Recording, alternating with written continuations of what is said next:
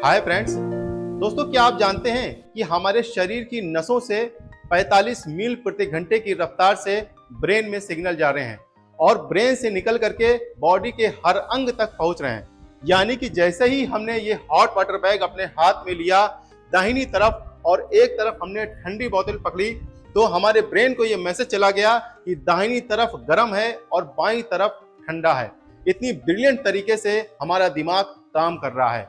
और जो spinal cord और स्पाइनल कॉर्ड से जो नसें निकल रही हैं वो तो इतनी अच्छी तरीके से काम करती हैं कि ये हॉट वाटर बैग अगर ये बहुत ज्यादा गर्म होगा तो तुरंत हम इसको छोड़ देंगे, क्योंकि जब तक हमारे ब्रेन में सिग्नल जाएगा हम इसको सोचेंगे कि हम इसको छोड़ें या ना छोड़ें, तब तक हो सकता है कि हमारा हाथ जल जाए। और दोस्तों, बताने वाले तो ये भी बता देते हैं कि इस ऑब्जेक्ट का वजन कितना है, हालांकि यह काम ब्रेन का है।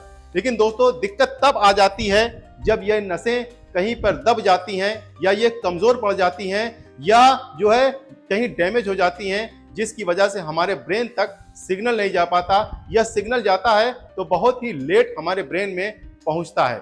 मिसाल के तौर पे, अगर हमारा पैर ठंडा है और दूसरा व्यक्ति टच करके बता रहा है कि हाँ पैर बहुत ज्यादा ठंडा है, लेकिन हमको इसका एहसास तक नहीं हो रहा है। इसी को ही न्यूरोपैथी कहते हैं। और 50 साल के बाद ये बहुत ही आम सी दिक्कत है। और जिन लोगों को डायबिटीज की दिक्कत होती है उनमें न्यूरोपैथी यानी कि डायबिटिक न्यूरोपैथी होने का खतरा ज्यादा रहता है, रिस्क ज्यादा रहता है। तो आज की इस वीडियो में हम आपको कुछ एक्सरसाइजेस बताएंगे। ये 10 मिनट का एक्सरसाइज का प्लान होगा। अगर आप इन एक्सरसाइजेस को रोजाना कुछ दिनों तक करते हैं तो आपके हाथों और पैर की मांसपेशियां मजबूत होंगी, जो ब्रेन और मसल्स और नर्व्स के बीच में जो कोऑर्डिनेशन है वो बेहतर होगा और आपका डिसबैलेंस होके गिरना काफी कम होगा। आपका बैलेंस में सुधार आएगा, प्रोप्रियोसेप्शन में भी आपके सुधार आएगा। और वीडियो के अंत में हम आपको बताएंगे एक सीक्रेट टेस्ट जिसको आप घर पर ही रह के चेक कर सकते हैं कि आपकी नसें कमजोर हो रही हैं, कहीं आपको न्यूरोपैथी की दिक्कत तो नहीं हो रही है, कहीं आपको डिसबैलेंस की दिक्कत तो नहीं हो रही है। ये बहुत ही आसान तरीके से आप घर पर ही रह के टेस्ट कर सकते हैं। तो चैनल पर नए हैं तो इसको जरूर सब्सक्राइब कर लीजिए। मैं हूं आपका physiotherapist doctor Zeeshan Ali, Physiovedic clinic Lucknow से। दोस्तों, न्यूरोपैथी का मतलब है, न्यूरो मतलब नर्व या नस, पैथी का मतलब है कोई प्रॉब्लम या कोई दिक्कत।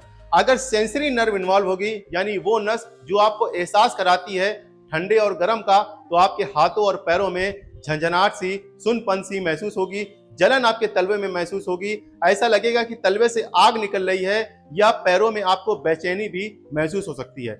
कई लोग जब चप्पल पहनते हैं या जूते पहनते हैं तो उनको पता ही नहीं चलता कि जूता और चप्पल हमारा है। जैसे हम अगर जो है जूता चप्पल पहने तो तुरंत हमको एहसास हो जाएगा, और चलते समय ऐसा लगेगा कि पानी पर चल रहे हैं या कारपेट के ऊपर चल रहे हैं, और चलते चलते उनकी चप्पल निकल जाएगी और उनको पता भी नहीं चलेगा। अगर मोटर नर्व इन्वॉल्व होगी तो इसमें आपके हाथ और पैर कमजोर हो सकते हैं, आपके हाथ पैर कांपने लग सकते हैं। यानी कि अगर आप एक चाय से भरा कप भी उठाएंगे तो आप जो है आपका हाथ शेक करने लगेगा और चलने में आपके पैर जो है वो कांपने लगेंगे और डिसबैलेंस होकर गिरने का खतरा कई गुना तक बढ़ जाता है। और दोस्तों, अगर आप 50 साल के बाद, 60 साल के बाद गिर जाते हैं, अगर आपके कोहनी में फ्रैक्चर हुआ, कूल्हे में, या अगर आपके पैर में फ्रैक्चर हुआ, तो ये रिकवरी इसकी कम होती है, क्योंकि जो उम्र हो जाती है तो रिकवरी काफी स्लो हो जाती है। तो कुछ एक्सरसाइज करना आपके लिए बहुत ही ज्यादा जरूरी हो जाता है। दोस्तों, 3 एक्सरसाइजेज हम आपको बताएंगे, वो बैठ के होगी, और 3 एक्सरसाइजेज आपको खड़े होकर के करनी है। सबसे पहले आपको करना यह है, एक्सरसाइज को बैठ के करने से पहले आपको क्या करना है, अपने पोस्चर को बिल्कुल मेंटेन करके रखना है। इसका की यही है कि आपको बिल्कुल सीधे बैठना है, ऐसे नहीं बैठना है, कमर बिल्कुल भी झुकी नहीं रहनी चाहिए। इस तरीके से आपको बैठना है।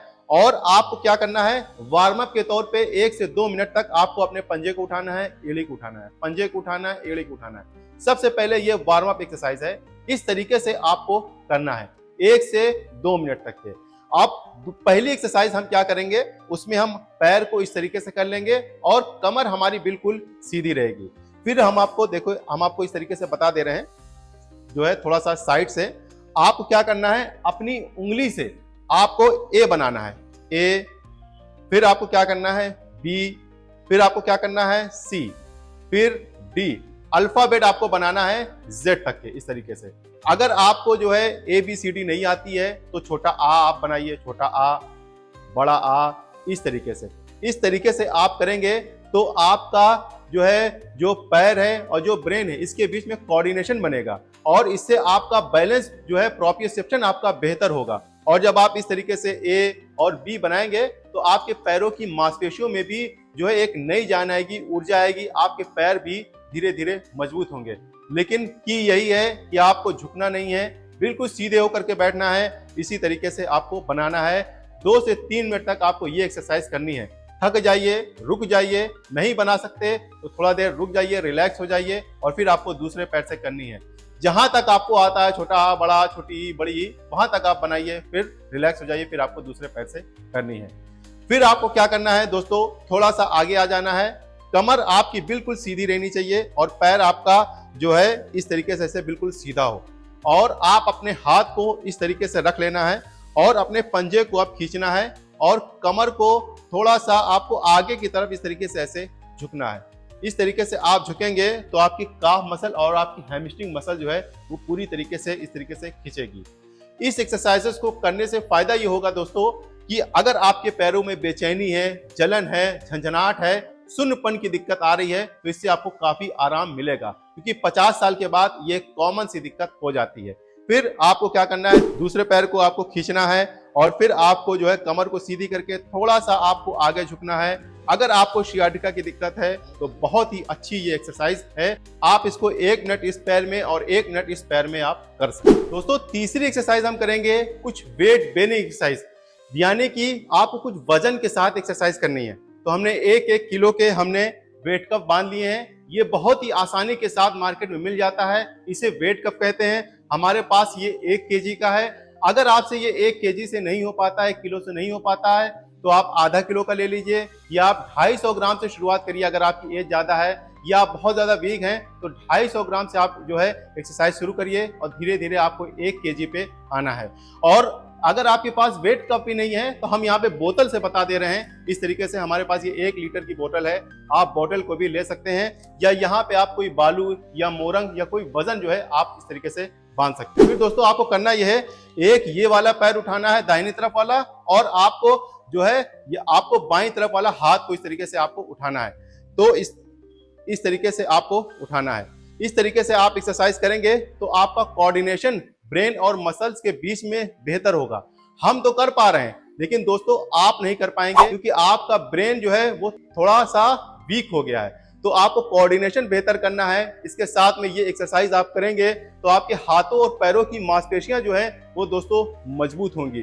बहुत ही अच्छी एक्सरसाइज है दोस्तों, ये आप करिए, इससे आपको काफी फायदा मिलेगा चलने में, फिरने में। और इस एक्सरसाइज को अगर आप लगातार करते हैं तो आप अपने आप को जवान भी महसूस करेंगे। और डायबिटीज वाले पेशेंट के लिए, यानी कि जिनको जो है डायबिटिक न्यूरोपैथी है, उनके लिए तो ये एक्सरसाइज एक अमृत की तरह है।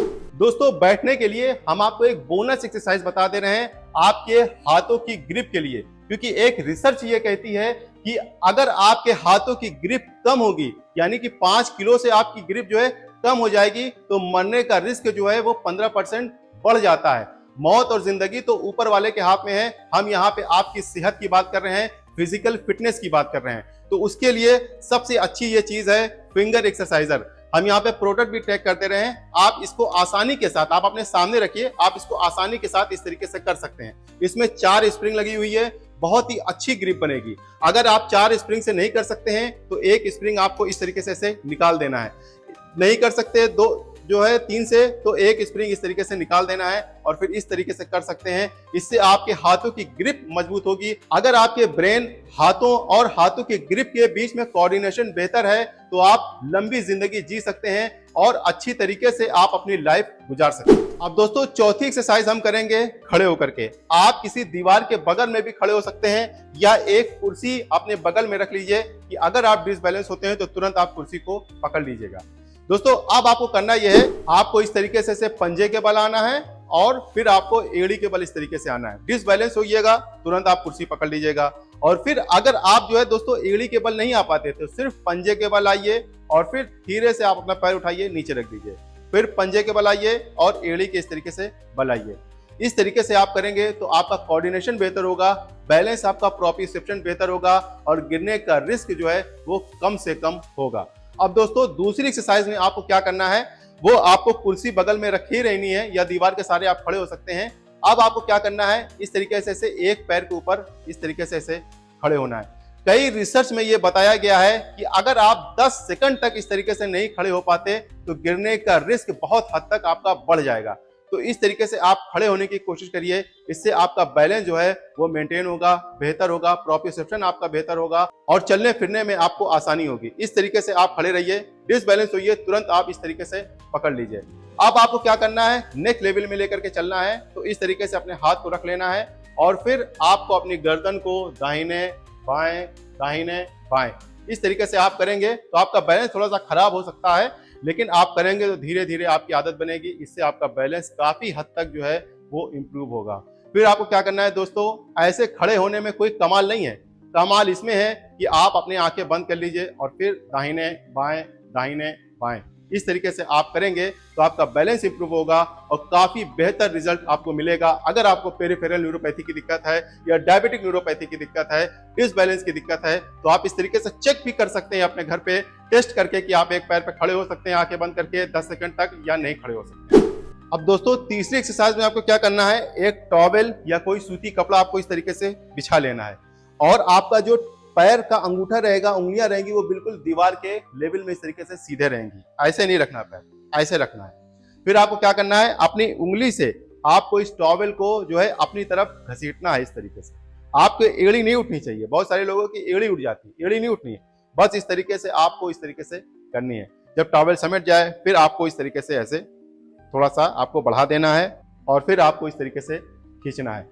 अगर दोस्तों आप इस तरीके से नहीं कर पाते हैं तो आप बैठ जाइए, बैठ के आपको इस तरीके से ऐसे करनी है, लेकिन कोशिश करिएगा कि आपको खड़े होकर के करने हैं। अब आपको करने से इस एक्सरसाइज को फायदा ये होगा कि दोस्तों ये जो आपकी जो फेशिया है जो पीछे की बहुत ज्यादा कमजोर पड़ जाती है, जिसकी वजह से आप जब चलते हैं तो ग्रिप नहीं बन पाती है। तो इस एक्सरसाइज को करेंगे तो आपका प्रोप्रियोसेप्शन भी बेहतर होगा और जब आप चलेंगे तो डिसबैलेंस होकर गिरने का रिस्क कम से कम होगा। ये 6 एक्सरसाइज थी।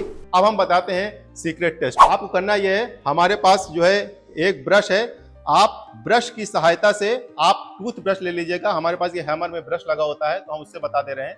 ये ब्रश है, आपको क्या करना है, इस तरीके से ऐसे लगा करके चेक करना है कहीं पे सेंसेशन डाउन तो नहीं है या कहीं ऐसा तो नहीं कहीं आपको पता नहीं चल पा रहा है। और जो है इस तरीके से पूरे पैर में आप देखेंगे, कहीं कहीं पे तो आपको पता चलेगा, लेकिन कहीं कहीं पे हो सकता है कि आपको पता न चले और थोड़ा सा कोई नुकीली चीज हो उससे भी आप जो है इस तरीके से ऐसे थोड़ा सा टच करके देख सकते हैं। इस तरीके से बहुत ही हल्के हल्के, बहुत ताकत नहीं लगानी है, ताकत लगाएंगे तो दिक्कत हो जाएगी।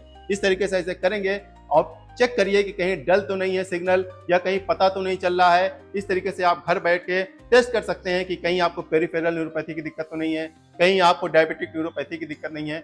और अगर ये दिक्कत आपको डायबिटिक न्यूरोपैथी या पेरिफेरल न्यूरोपैथी की दिक्कत हो रही है तो तुरंत ही आप फिजियोथेरेपिस्ट से कंसल्ट करिए। दोस्तों इसी के साथ साथ में जैसे मान लीजिए कि आपने एक पैर उठाया इस तरीके से और आपके घुटने में दर्द हो रहा है, क्योंकि 50 साल के बाद 60 साल के बाद ये दिक्कत आम सी हो जाती है। अगर आपके घुटने में दर्द हो रहा है तो मतलब कि आपको अपने घुटने की भी एक्सरसाइज साथ साथ में करना बहुत ज्यादा जरूरी है। अगर आप ये जानना चाहते हैं कि किस तरह से एक्सरसाइज करनी है, कैसे आपको अपने घुटने को मजबूत बनाना है, एक्टिव बनाना है, चाहे आपकी उम्र जितनी हो, 70 साल हो, 80 साल हो, तो इस वाली वीडियो को आप जरूर देखिएगा। Thank you.